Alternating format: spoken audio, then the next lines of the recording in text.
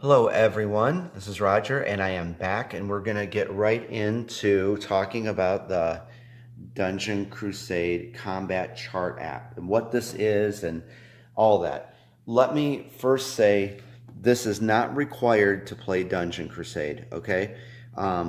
You don't need this. This takes the place of what we're going to look at. This will be on Google Play and the Apple App Store, and this will be totally free. We're not going to charge you for that. If you're buying the game, that's totally good enough. So you'll be able to download this thing for free in the near future. So you don't need that. That's the big thing. Let's take a look at this right here. This is exactly what it replaces. And actually, I put the warfare dice that we just looked at here, so this will all like sink in. But let me start with this, that every monster and creature in Dungeon Crusade, these are the warfare types. There's physical warfare, ranged warfare, arcane warfare, mythical warfare, spiritual warfare, and chaos warfare. Every monster and creature in Dungeon Crusade is versed in 3 of the 6 warfare types. So if we look at the sister, this is a sister of the faith, and she is one of the low-ranking members of an evil faction I created called the Faith. So we can look right over here. It's color-coded just like what you saw here. So at the top we can see that she's versed in physical warfare. Okay. Next would be spiritual warfare and chaos warfare. So if we were going to use this in battle, we would use those warfare types. So let's get these out of here, right? Because there's the 3 warfare types that she is versed in. Get rid of these warfare dice. Okay, so that's the 3 that she is versed in.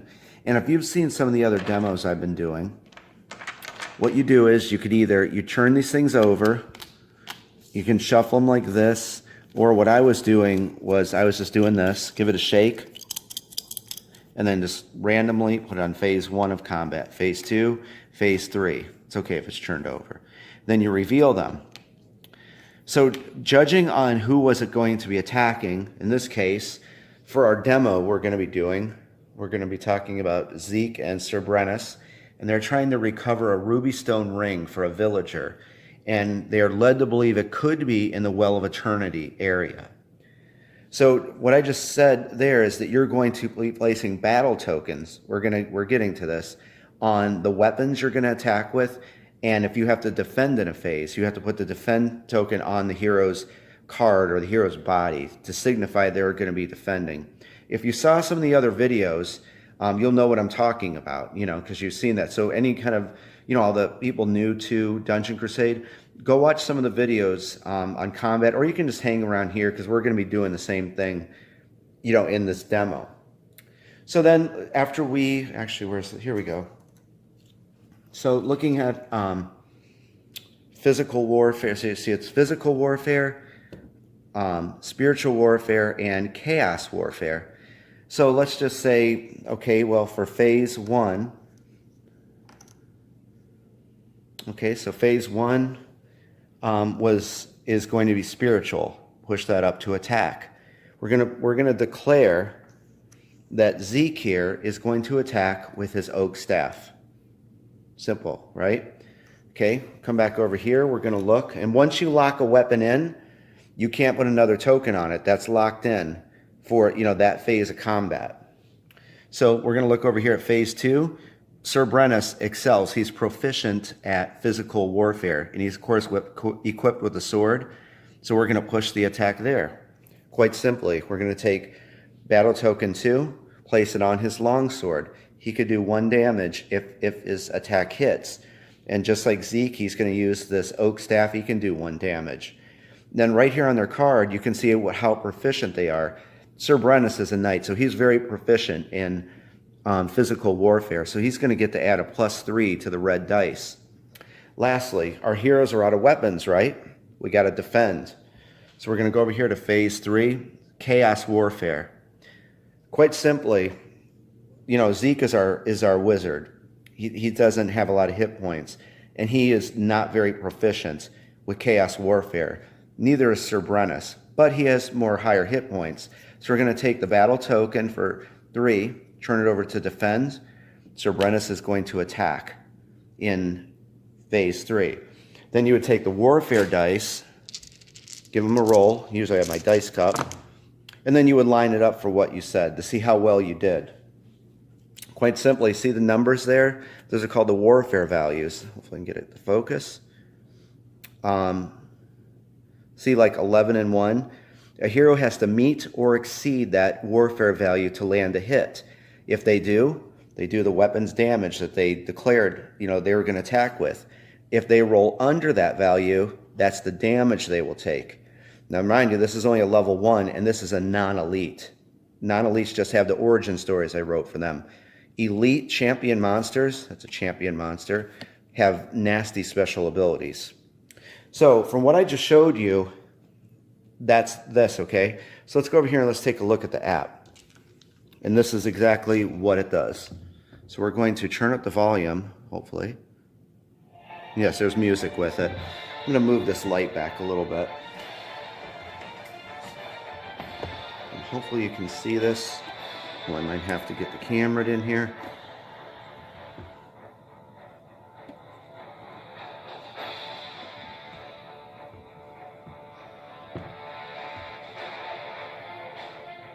I think that should be good. Hold on. I want it to be steady. Sorry for the jostling you guys around.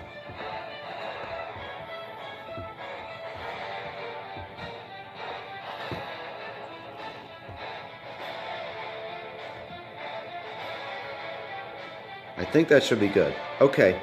So just like we saw, right, we're going to start up the app.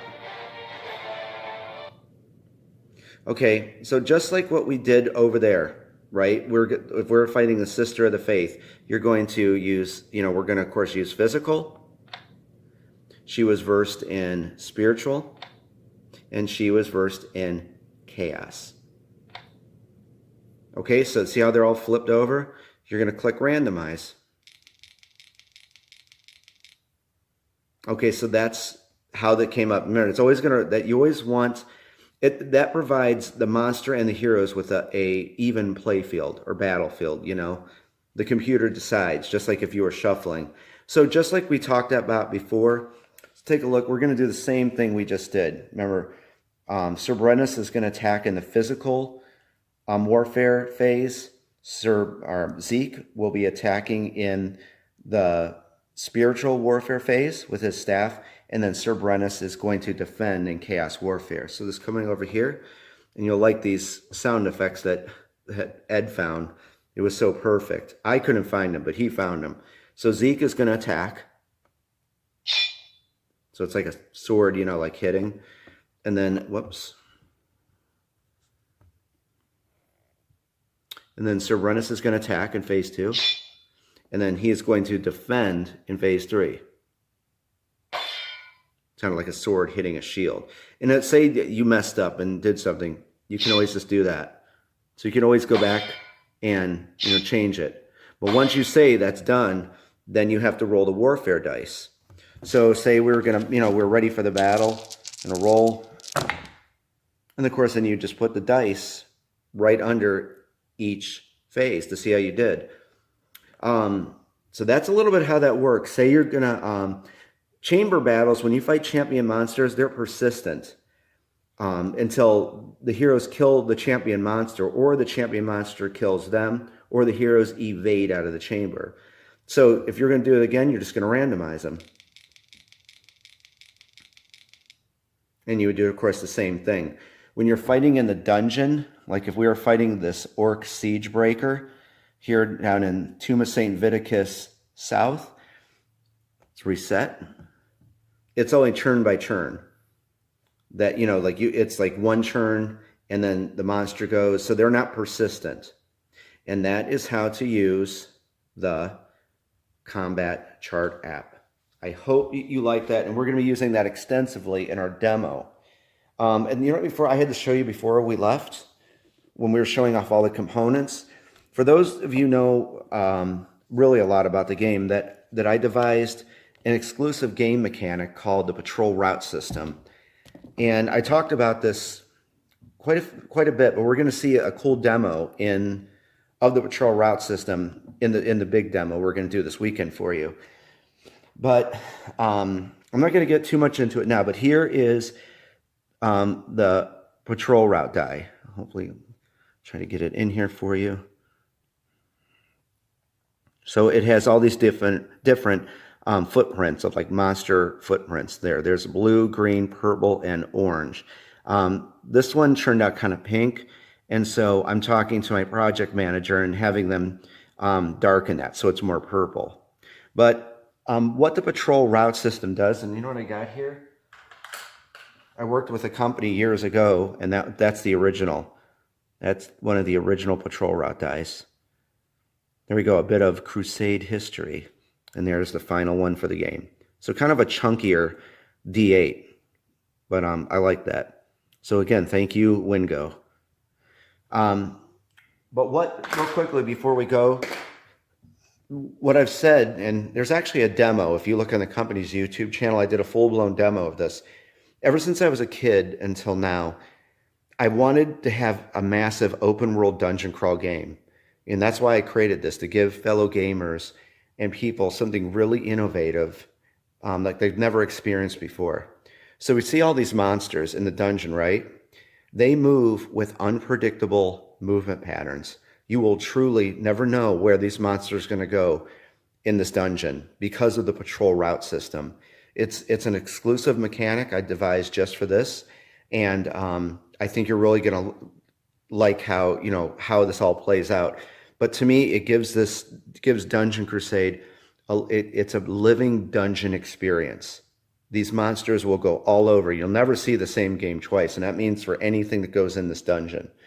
It's a very awesome mechanic, and I think you're really going to enjoy it. So I think that's it for right now. So I'll tell you what, come on back, and I want to explain what's kind of going on. And I'll tell you what, I'll give you a sneak preview of what's going on, okay? And then we're going to discuss it more. So before we go, let me tell you what's going to happen in this demo. But then when I come back, we're going to explain it more. Albus is the hero's fetch hound. Okay, he runs back to the village to get them weapons, gear, potions, torches, and all that. Case in point, our Faith, our cleric, is poisoned right now. So she is poisoned. This is an affliction. She loses 1 essence at the top of every upkeep phase. Well, if we look over here at Albus's hero card, he's bringing a few healing potions back from the village and an elixir. So we're going to demo Albus for you. At the top of the turn, we're going to move Albus over to Faith. He's going to give her the elixir so she can be cured of her affliction and get her healed up. Another big thing in this turn, and you're going to see that how much stuff goes on one turn of Dungeon Crusade. That's what I love about this game. There is always something to look forward to. Here's our archer, Enwyn. She's going to be doing a few things. We're going to open up that treasure chest here. I'm going to show you. My goal is to show you all of, I can't show everything. There's so much in this game, but you're going to see a good portion of what you can, what you have to look forward to. So Enwyn's going to be causing some havoc here. Minions start out as vagrant minions. They don't know the heroes are there, but they can convert into raiding minions. And then they get these little tokens I had. There's that. That's a raid token. So when a vagrant minion turns into that, you put that on their monster card. They're going to head out of the dungeon by those bloody arrows, out of the dungeon to the village and raise up the terror track.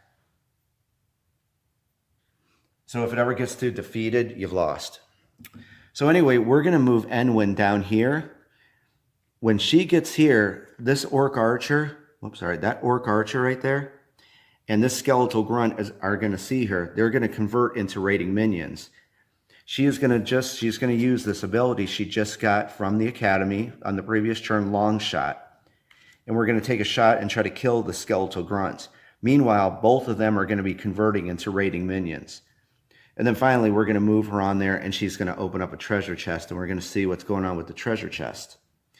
Then we are going to take a look at Palum here. See our rogue? Well, during the seeding process of the game, it's kind of like a random dungeon generating game mechanic. an empty chamber popped up in the pit of darkness and there's a crate. We're going to send Paloma in there and she's going to break that crate open and we're going to see what's inside of that crate. Yes, there's a whole crate system and you never know what's inside of crates. And then we're going to go over here to Mahaliak. Now, since this is going to convert into a raiding minion when it sees Enwin, we're going to sneak up Mahaliak here and we're going to have him attempt to kill this orc archer. So we're going to see some battle, you know, some combat with that in the dungeon. Finally, over here, notice that we have Sir Brennus here, our knight hero, and Zeke, our wizard hero. We just talked about them. They're on a quest right now for a villager to get a ruby stone ring. And I'll show you it right now. And actually, there's a level 1 monster. You'll never usually know what's in there, but there's the ruby stone ring. We're going to shuffle all this. So they're going to be going into these chambers and trying to find the ruby stone ring for a villager. So there's more I'm going to say about this because there could be an empty chamber that will show up. Maybe it's a level 1 monster or it could be a level 2 because this is a level 1 quest. A monster will always be the hero's level or 1 above than the quest that they're doing. So you'll never know. And this is very random every game. Quest items could show up in other quadrants, other chambers of the dungeon. So that in a nutshell is going to be within 1 turn. Of course, but then the monsters will go and we'll have an encounter phase and the guardian phase. So I think you're going to love this demo. So come on back. Let's get more in depth with that. And then we're going to wrap it up with that. And then this weekend, we're going to do the full demo. And let's play this out and see how it goes. Okay, guys, I will be back in a few. And I will explain a little more to you about Dungeon Crusade. See you in a few.